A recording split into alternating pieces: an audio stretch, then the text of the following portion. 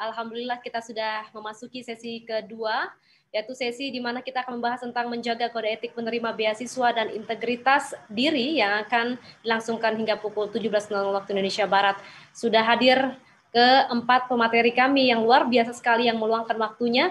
Tadi di sesi pertama kita sudah membahas tentang bagaimana menjaga kode etik, pengelolaan beasiswa dan juga tata kelola organisasi dengan narasumber-narasumber, yaitu dari Deputi 2 Pemberdayaan Pemuda ada Pak Asrorun Niam, ada juga Ibu Juniarti Dwi dari Dikti, kemudian juga ada Direktur Eksekutif Perhimpunan Filantropi Indonesia. Dan saat ini untuk sesi kedua saya akan membacakan 4 orang pemateri yang akan hadir di sini, yaitu yang pertama adalah aktivis kebijakan publik Bapak Yanuar Nugroho PhD, kemudian yang kedua akan ada tokoh alumni beasiswa dan juga novelis Mas Ahmad Fuadi, luar biasa sekali, terima kasih Mas. Dan ketiga perwakilan Ikatan Alumni Beasiswa Ketua Mata Garuda Mas Erbi Setiawan, dan yang terakhir akan ada perwakilan Perhimpunan Pelajar Indonesia Koordinator PPI Dunia Mas Khairul Anam. Hadirin silahkan mengirimkan pertanyaan lewat kolom komentar yang nanti akan ditanya di sesi tanya jawab. Khusus untuk Mas Ahmad Fuadi dan juga Pak Yanuar Nugroho nanti akan ada kegiatan, nanti kita akan lebih utamakan untuk menyampaikan sesi tanya jawab dan juga pemberian kenang-kenangan. Kita akan masuk ke pemateri pertama, yaitu kami berikan kesempatan kepada Bapak Yanuar Nugroho PhD, aktivis kebijakan publik. Apakah ada materi yang disampaikan? Silakan jika memang ada materinya. Terima kasih, selamat sore Mbak Dita. Saya diberitahu oleh panitia bahwa formatnya katanya akan semi talk show. Ya, jadi betul. Memang saya tidak menyiapkan materi. Jadi malah saya siap kalau ada pertanyaan. Mungkin sebagai pengantar begini, kalau boleh saya sampaikan sedikit.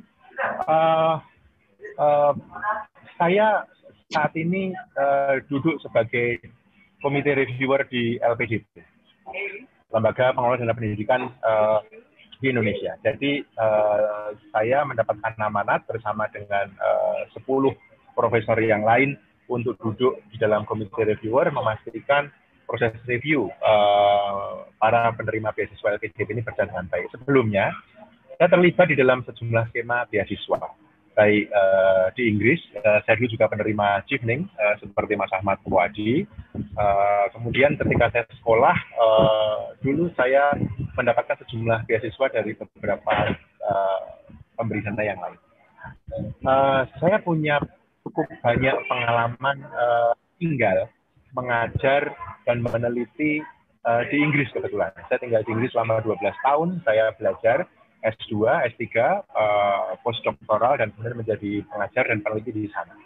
Maka saya akan, dan sekarang dengan tanggung jawab itu, saya juga sekarang duduk sebagai komite reviewer di Newton Fund dan Newton Prize, yaitu kerjasama, yaitu badan pemberi beasiswa atau pemberi pendana untuk penelitian dari Inggris yang juga terlibat dan bekerjasama dengan pemerintah Indonesia untuk mendorong penelitian.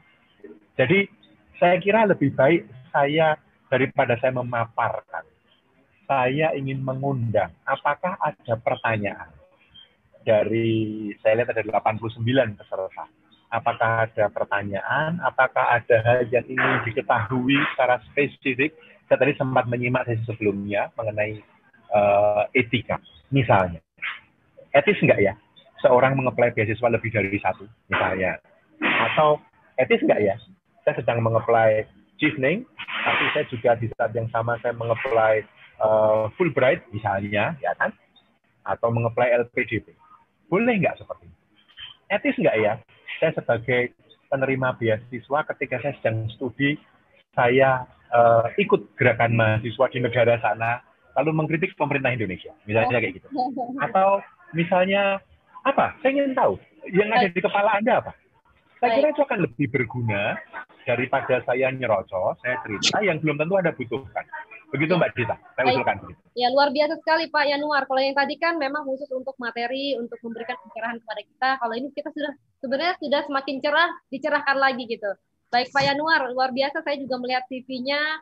Pak Yanuar ini sebagai Deputi Kepala Staf Presidenan di era Pak Jokowi ya.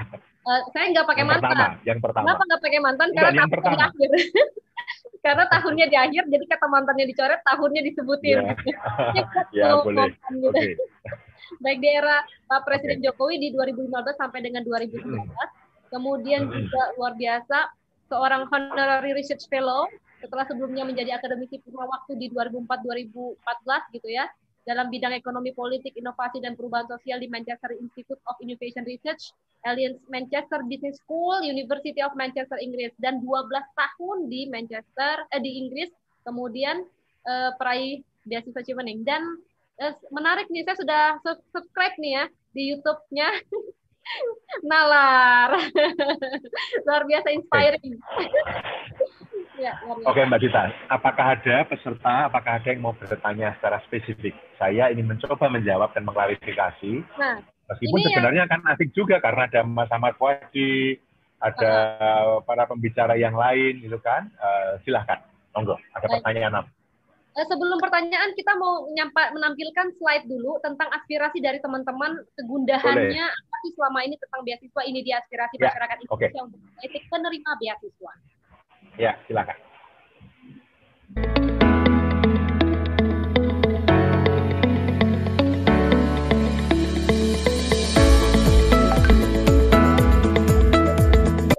Beasiswa yang dibiayai oleh negara, anggaplah beasiswa itu sebagai hutang untuk kembali mengabdi dan membangun Indonesia. Jadi peringatan nih katanya, kalau kamu dikasih beasiswa, balik dong gitu, karena kamu kan sudah dikasih kesenangan gitu ya, keunggulan dan mengabdilah. Ada lagi yang lain mungkin kita lihat dulu bagaimana aspirasi beasiswa Indonesia dari teman-teman. Saya akan coba untuk melihatnya, panitia. Nah, ini dia. Di Ajeng Ayunda Chandra Kirana dari Jawa Barat, mahasiswa. Menurut saya, alumni penerima beasiswa sudah seharusnya kembali ke tanah air mengabdi. Tetapi itu bukan hal yang penting. Yang terpenting adalah dia bisa membawa nama Indonesia, membuat karya dengan ciri khas Indonesia, dan mengenalkannya kepada dunia. Bukankah suatu itu jika kita ciptakan dapat bermanfaat bagi orang banyak, semakin luas relasi kita, maka semakin banyak orang yang mendapatkan manfaatnya. Sama, harus kembali ke Indonesia dan membuat karya. Ada lagi mungkin panitia yang bisa disampaikan? Nah, slide ketiga. Di sini dari Dede Ramdan, mahasiswa Jawa Barat. Menurut pendapat saya, alumni beasiswa yang sudah sukses harus ikut berkontribusi membangun pendidikan Indonesia. Para alumni beasiswa yang sudah sukses bisa buat program beasiswa secara bersama-sama. Selain itu, alumni yang sudah sukses bisa mendampingi adik kelasnya agar bisa sukses seperti dirinya. Ada lagi mungkin? Satu lagi yaitu Cinantia SP, ibu rumah tangga dari Jawa Tengah. Alumni beasiswa yang disponsori negara, harga mati harus kembali ke Indonesia setelah lulus dan mengabdi di Indonesia minimal 2N+1. Masih banyak daerah pelosok Indonesia yang butuh mereka. Jika hanya gaji yang dipikirkan, pikirkan berapa uang rakyat yang sudah dihabiskan untuk mereka. Sekolah bermiliar-miliar untuk satu orang, padahal uang segitu bisa untuk bangun sekolah atau jembatan di pedalaman. Jadi harus pengabdian dengan kembali ke Indonesia tanpa kecuali. Luar biasa ini Ibu Sinantia, ibu rumah tangga tetapi visioner sekali. Udah cukup ya. Itu tadi saya rasa kayaknya kegundahan kita itu sudah terwakili gitu loh oleh beberapa mereka itu. Silakan. Oke. Mbak Dita, saya nanggapi ya. Jadi tadi ada 5 aspirasi. Tetapi dari 5 aspirasi tadi ada satu kata kunci yang muncul di 5-5-nya, yaitu pulang ke Indonesia. Oke. Ketika saya menerima beasiswa Chevening tahun 2000, artinya 21 tahun yang lalu, saya terima Chevening. Saya nggak tahu sudah pada lahir ya harusnya ya. 21 tahun yang lalu saya terima Chevening. Syarat itu masih berlaku sampai sekarang, yaitu bahwa setelah menyelesaikan master, pulang ke Indonesia. Padahal Chevening itu yang memberikan pemerintah Inggris, bukan Indonesia. Apalagi beasiswa-beasiswa yang diberikan oleh pemerintah Indonesia, seperti misalnya LPDP. Itu memang mensyaratkan orang penerima awardee untuk kembali ke Indonesia. Saya mau mengklarifikasi, mengapa seperti itu. Tadi salah satu komentar mengatakan bahwa mendapatkan beasiswa itu seperti hutang. Kalau saya boleh rephrase, maybe it is not that, bukan sebuah hutang, tetapi sebuah privilege, sebuah kemewahan yang diberikan yang tidak semua orang bisa mendapatkan. Anda bisa berdebat, loh tapi kan saya apply sendiri, Mas atau Pak. Betul. Kalau Anda apply sendiri itu betul. Tetapi uang yang dipakai untuk membiayai Anda, kalau itu dari pemerintah, itu semua rakyat berkontribusi lewat pajak. LPDP itu dibiayai dengan atau didanai dengan dana abadi pendidikan kita. Saat ini sekitar 65 triliun yang bunganya setiap tahun dipakai untuk menyekolahkan. Itu duit Anda ini, dari pajak. Then you have the responsibility to be back. Loh, kenapa pemerintah Inggris juga mewajibkan begitu, Pak? Tentu saja. Beasiswa chevening itu ditujukan kepada talent-talent Indonesia. Misalnya nanti Mas Bu Adil, teman-teman yang bisa mengkoreksi kalau saya salah, tetapi seingat saya, ketika saya masih terlibat di dalam beasiswa chevening dari Inggris, pemerintah Inggris pun punya kepentingan, punya tanggung jawab. Dia tidak mau orang-orang yang dibiayai mengambil S2 dengan duit pemerintah Inggris yang adalah orang Indonesia tidak kembali untuk bekerja di Indonesia. Jadi saya kira itu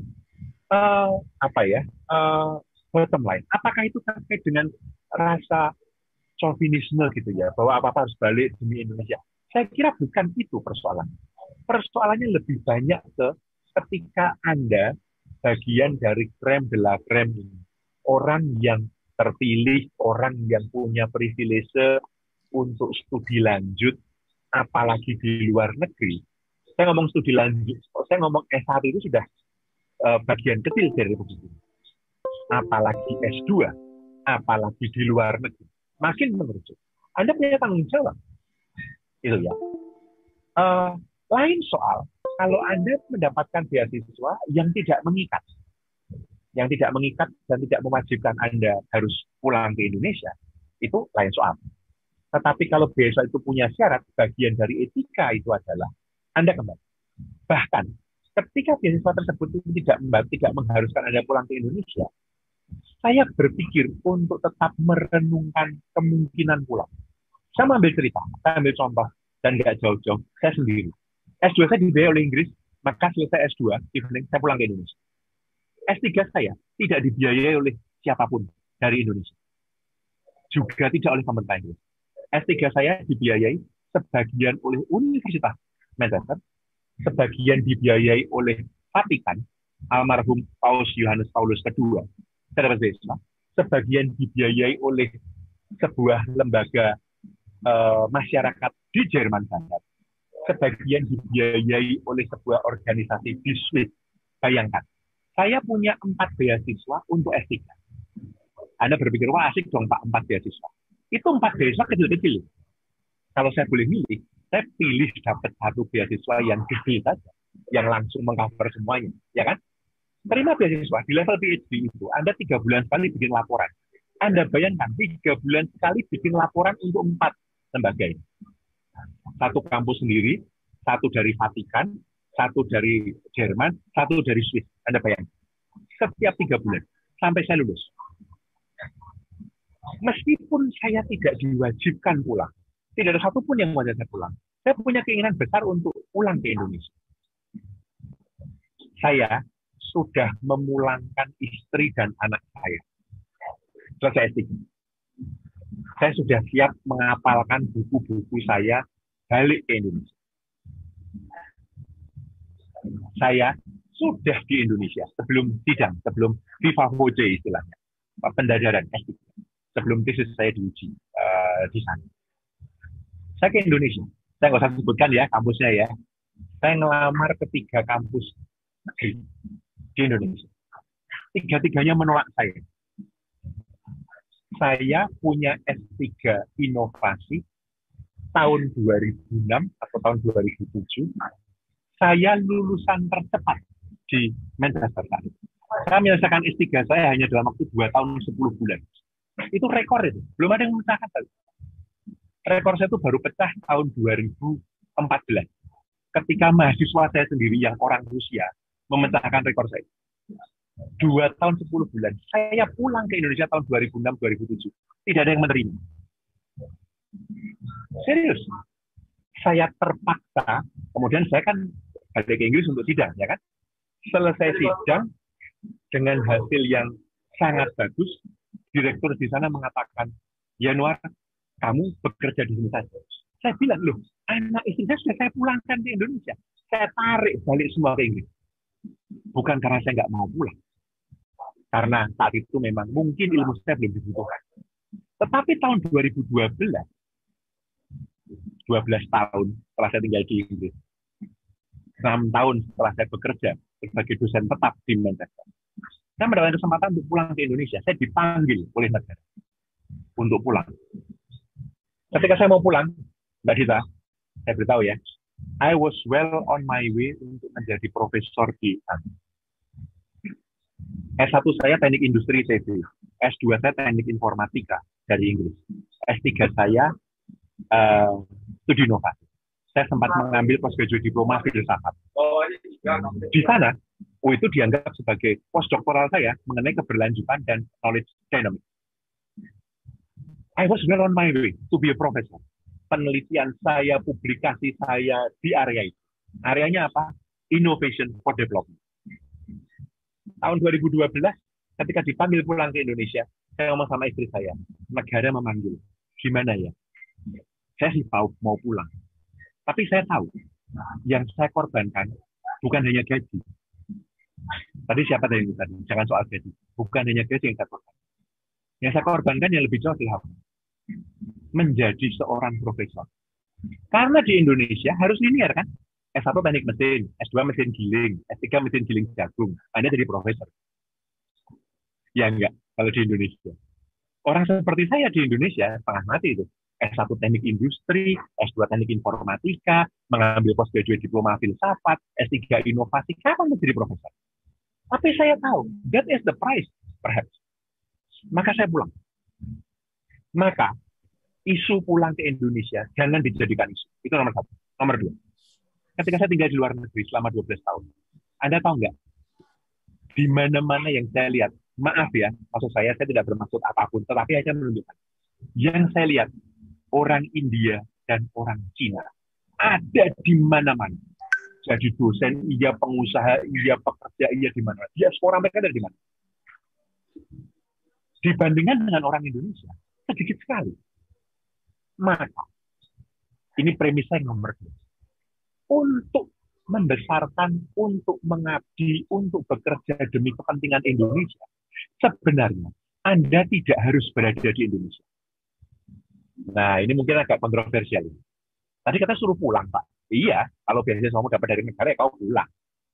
Tapi kalau kamu, misalnya, setelah lulus, kemudian kamu mendapatkan kesempatan untuk postdoktoral, kami di LPJP pun sekarang mempertimbangkan itu. Kalau dibiayai oleh LPJP, kemudian mendapatkan kesempatan untuk postdoktoral, LPJP mengizinkan. Kalau kemudian kalian pulang ke Indonesia, kemudian dapat kesempatan bekerja di luar negeri, bagi saya, it doesn't matter. Serius. Karena kita butuh banyak orang-orang Indonesia yang bisa bicara mengenai Indonesia, menulis tentang Indonesia, memberikan perspektif keilmuan tentang Indonesia, ditulis oleh orang Indonesia, di jurnal internasional, di forum akademisi internasional. Bagi saya. Oke. 3. Apakah yang dibangun tadi hanya pendidikan? Tidak. Kita butuh banyak orang, studi banyak ilmu, studi banyak bidang untuk memperbaiki dan membangun bangsa ini.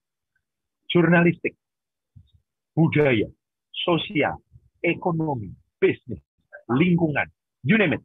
Reformasi birokrasi, public policy, you name it. Tidak hanya pendidikan. Nah, saya pernah bilang di banyak kesempatan bahwa tidak semua orang harus S2 atau S3. Tetapi kalau kalian merasa terpanggil, merasa perlu untuk S2 atau S3, maka kalian memberi tanggung jawab pada diri kalian sendiri untuk mengembangkan diri dan mengembangkan bidang keilmuan. Nanti Mas Ahmad Puadi akan cerita banyak itu, pengalaman dia. Oke, jadi itu last point mengenai adik kelas mentorship. Mbak Dita, saya serahkan pada Mbak Dita. Ya. Tugas kelompok seperti ini adalah untuk membangun mentorship tadi. Disponsori negara, ya memang. Kalau sponsori negara, you have to do that.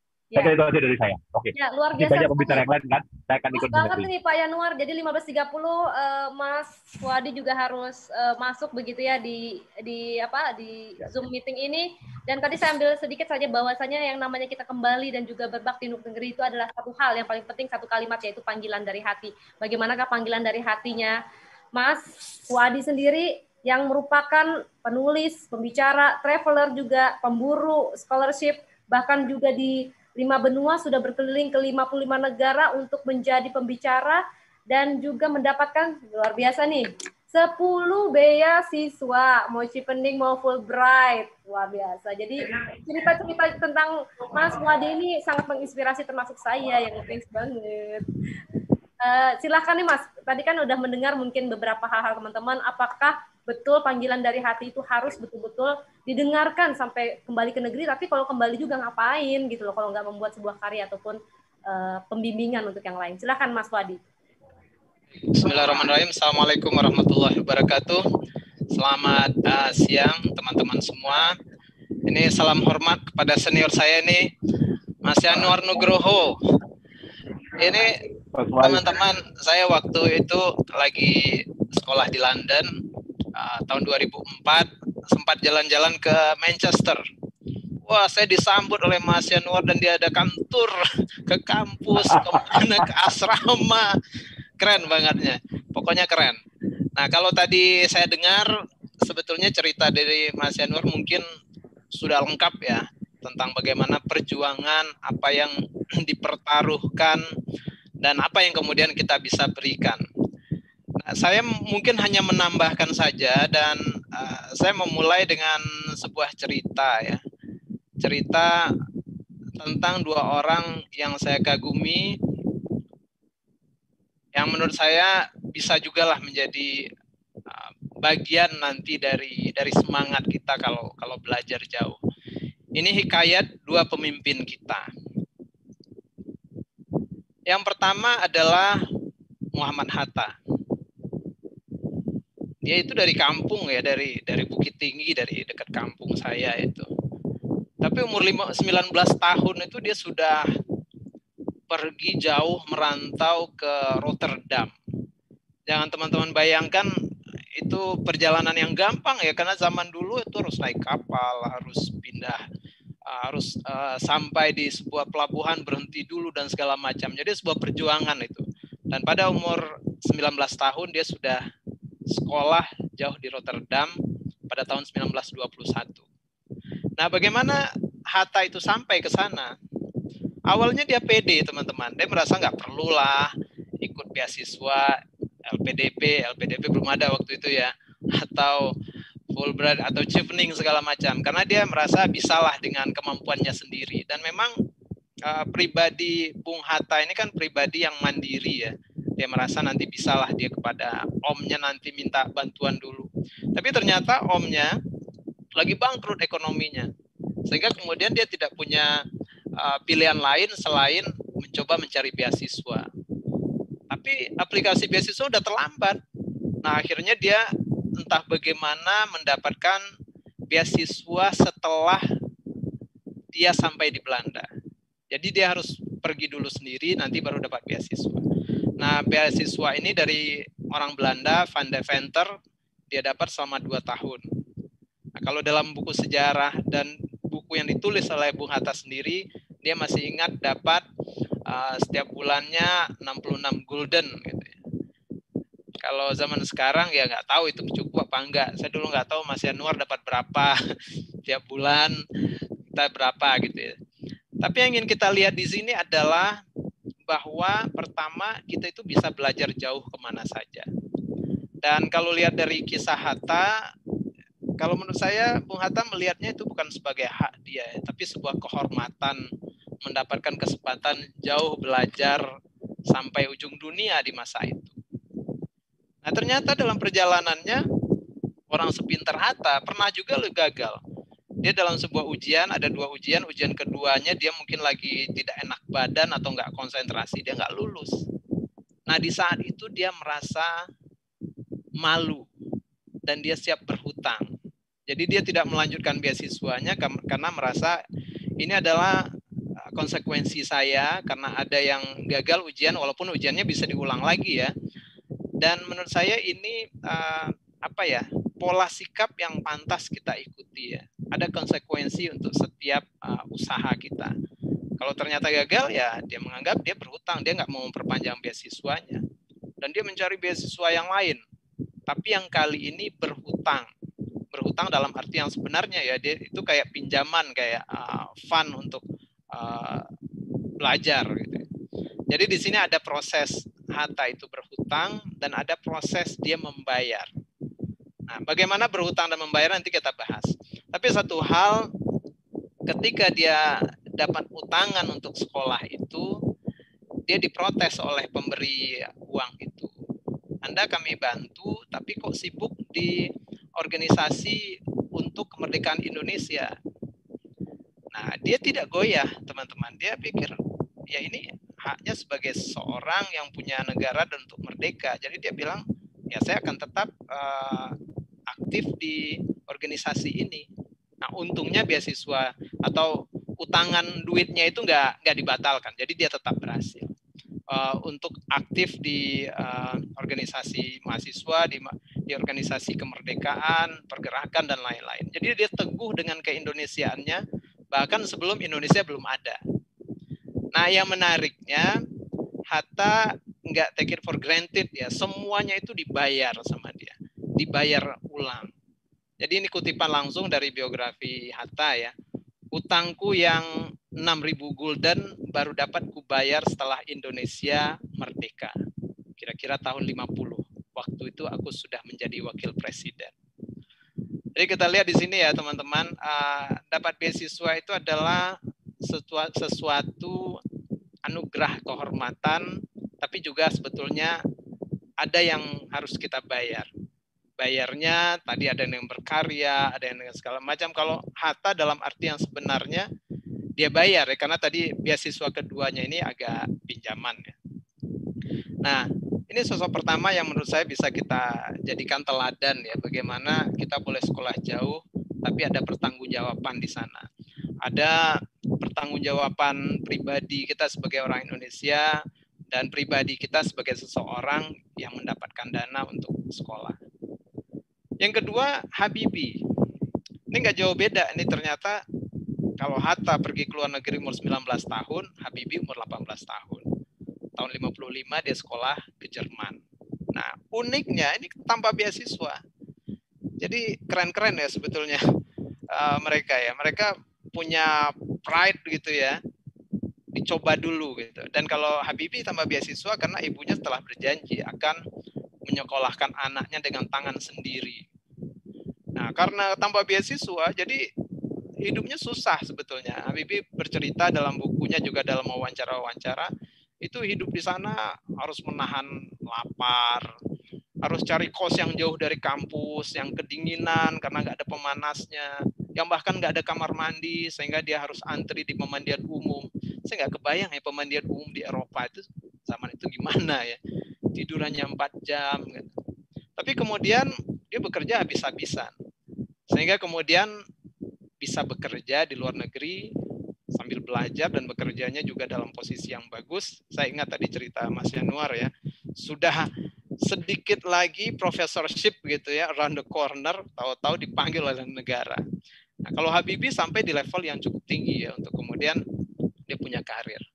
Tapi satu hal, Pak Habibie selalu bilang, dengan mudahnya dia akan pindah ke warganegaraan atau ditawarkan untuk pindah, tapi dia tetap menjaga identitasnya sebagai orang Indonesia.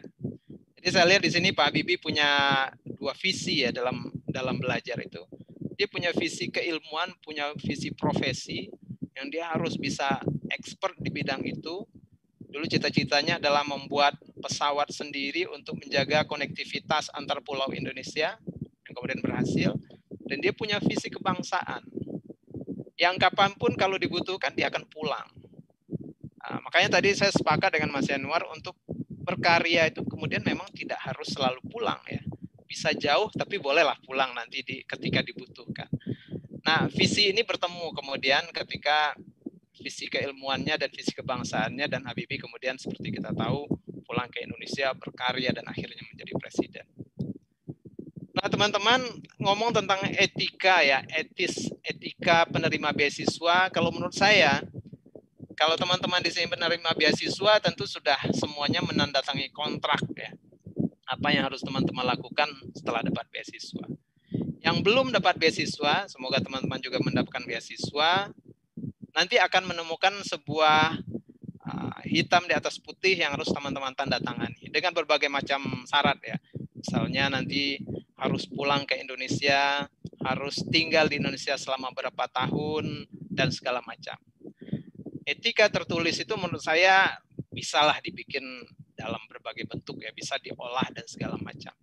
Tapi itu tidak akan berarti apa-apa teman-teman. Kalau etika lahiriah itu tidak ada diperkuat dengan etika batiniah.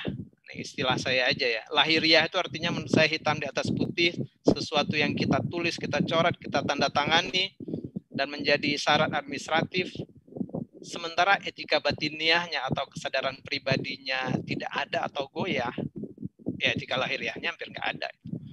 Jadi menurut saya teman-teman, kita perkuat etika batiniah kita, seperti contoh-contoh dari dua pahlawan ini, contoh hidup dan contoh langsung dari Mas Yanuar tadi ya, ada sebuah kesadaran terdalam dari diri sendiri untuk memberi.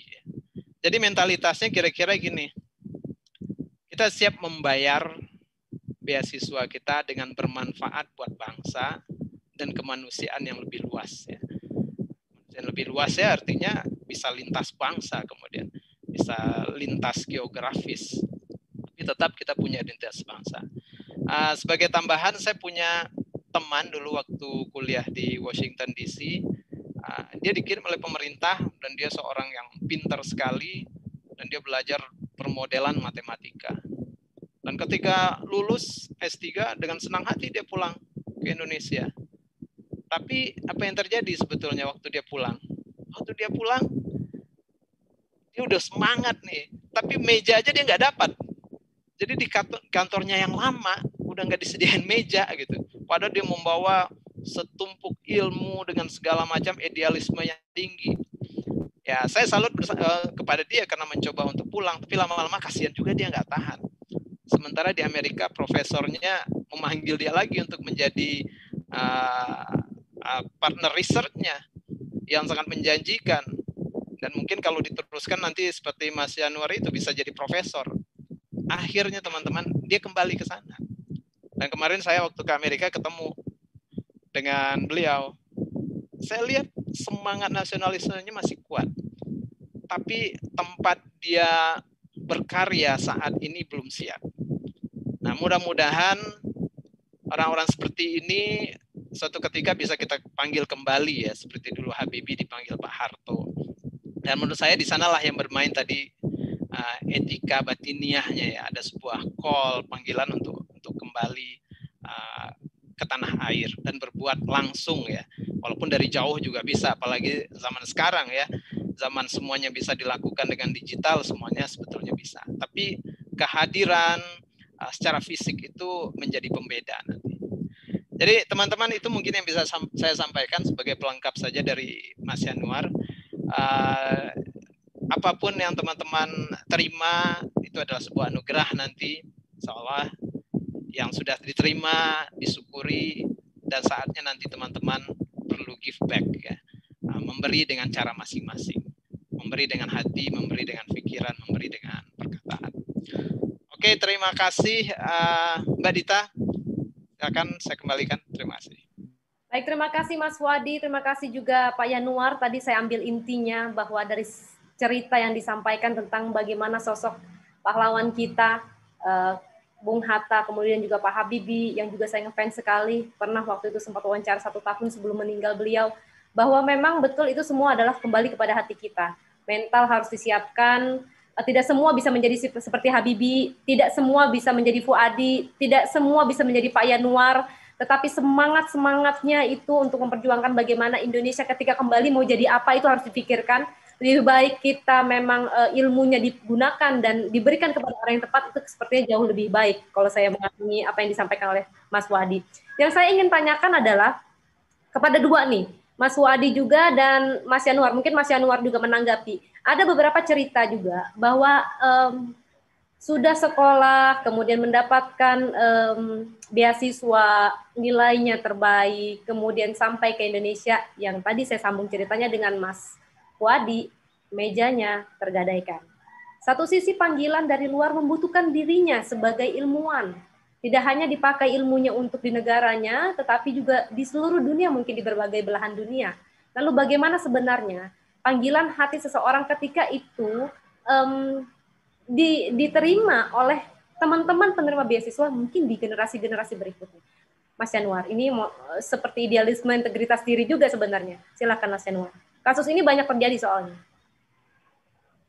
Mbak, sorry. Anda tadi keputus-putus. Jadi yang ingin ditanyakan adalah satu sisi ingin kembali. Betul, satu sisi ingin kembali, tetapi di sisi kembali itu mejanya sudah tergadaikan misalnya, tidak ada peluang kerja atau mungkin sudah diambil orang. Kemudian apakah etis? Mungkin nanti ada teman-teman dari generasi berikutnya yang juga sama nih. Kasusnya seperti ini kan banyak, umum sekali. Oke. Gini yang saya pahami begini ya Mbak ya.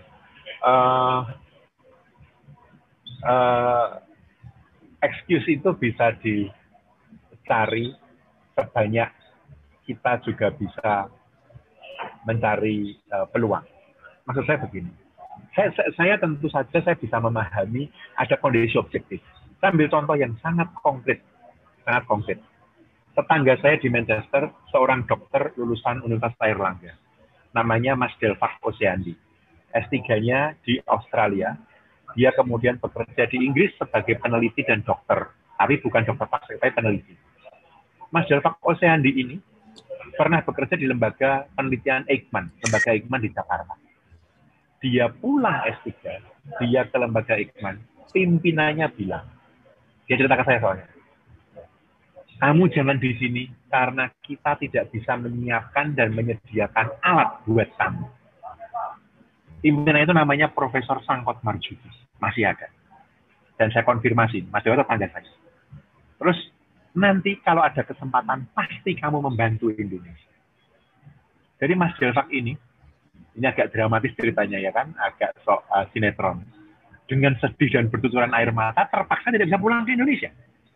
Dia tinggal di Manchester menjadi peneliti besar. Dia mendapatkan penghargaan sebagai peneliti muda se-Eropa. Peneliti muda terbaik se-Eropa. Karena dia bisa menemukan gen yang membalik jantung koroner, penyakit jantung. Sejak itu, dia jadi pembicara terkenal, diundang bolak-balik ke Indonesia. Kalau ke Indonesia, dia gratiskan. Dia narasumber di harapan kita, narasumber di semua kampus Indonesia, kalau ke Indonesia. Dia gratisin. Anda tahu nggak?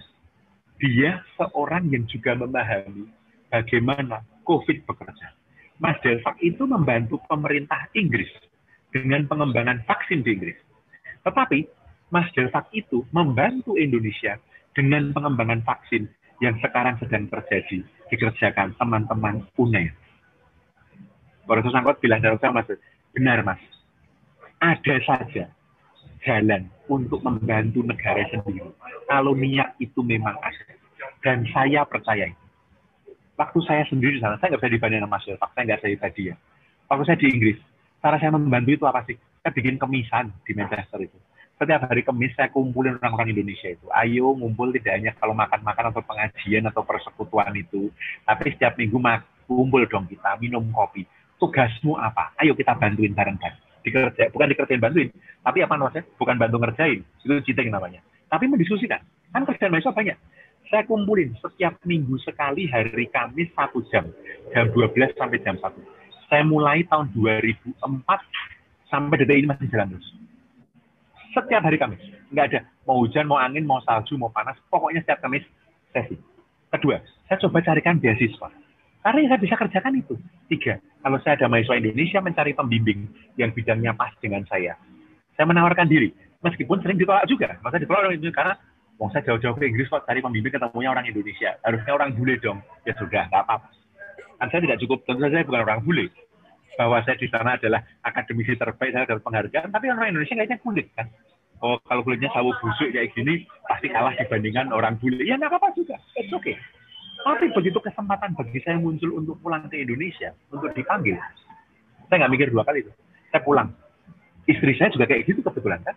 Waktu saya disarankan pulang itu, saya nanya ke istri saya, ini kalau kita pulang gimana ya? Istri saya diem. Sejam kemudian dia datang. Dia buat catatan. Ini uang kita segini, kalau kamu di Indonesia, pasti gajimu minus. Jadi uang ini bisa untuk menyambung hidupmu sekian tahun. Kebayang nggak? Itu kami sekeluarga, itu berubah mata duit. Pulang ke Indonesia. Tapi saya melihat kalau pertanyaan tadi adalah gimana kalau desnya memang sudah nggak ada. Kalau memang objectively speaking memang tidak ada, ya barangkali memang bukan saatnya atau belum saatnya kembali ke Indonesia. Tapi saya percaya kalau kata Mas Fuadi tadi kan begitu kan. Kalau kalau kita punya niat, diupayakan, didoakan, jalan itu akan ada. Akan ada kesempatan. Saya yakin. Sorry ya Mbak Dita kalau jawaban saya tidak langsung to the point. Tapi kalau menurut saya kalau dari sisi pragmatis, ya kalau memang benar-benar tidak ada, ya sudah. Karena orang hidup dalam konteks ruang dan waktu dan beban dan apapun sendiri-sendiri. Namun, saya kira sebagai seorang scholar, sebagai seorang akademisi, apalagi sebagai orang yang mendapatkan kesempatan untuk studi, saya kira cara itu selalu bisa dicari. Kalau memang punya keinginan atau punya niat. Saya kira kok begitu ya. Mungkin Mas Fuadi punya gagasan yang lebih praktikal. Silakan Mas Fuad. Silakan menambahkan Mas Budi. Wah, udah jelas tadi itu ya, praktikal sekali ya. Memang sama tadi ya, memang akhirnya masalah hati ya. Kalau saya mengutip nih ada pepatah bahasa Arab itu, idza sadaqal azmu wa dahas sabil. Kalau sudah jelas keinginan terbuka jalan. Nah, perjelas saja itu keinginan. Tapi memang kadang-kadang kalau kita kembali misalnya nggak ada meja nih di Indonesia lalu pergi kembali merantau, ada kemungkinan koneksi itu akan melemah dengan Indonesia atau bahkan terputus. Makanya perlu terus menjaga koneksi batin itu. Koneksi batin itu ya bisa dengan kemisan misalnya tadi, itu menurut saya mungkin nggak terasa, tapi nggak kelihatan, tapi terasa sebetulnya. Dan lama-lama itu yang memperkuat identitas kita walaupun jauh dari negeri orang. Nah, saya lihat kembali ke contoh tadi teman saya yang akhirnya kembali sekarang ke Amerika untuk jadi partner dari dosennya. Dia tetap menjaga konektivitas itu.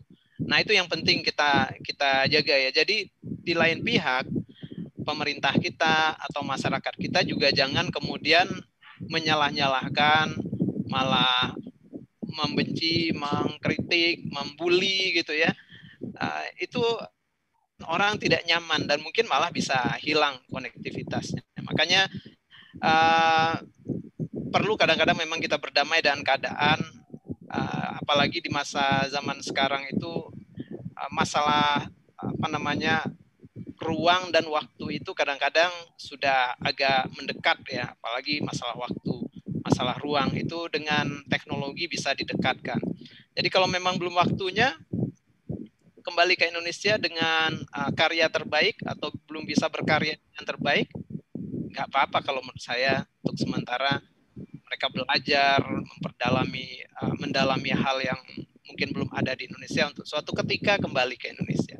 Paling tidak kalau nggak bisa secara fisik, secara pikiran, secara dukungan semangat, informasi bisa terus. Silakan Mbak Dita.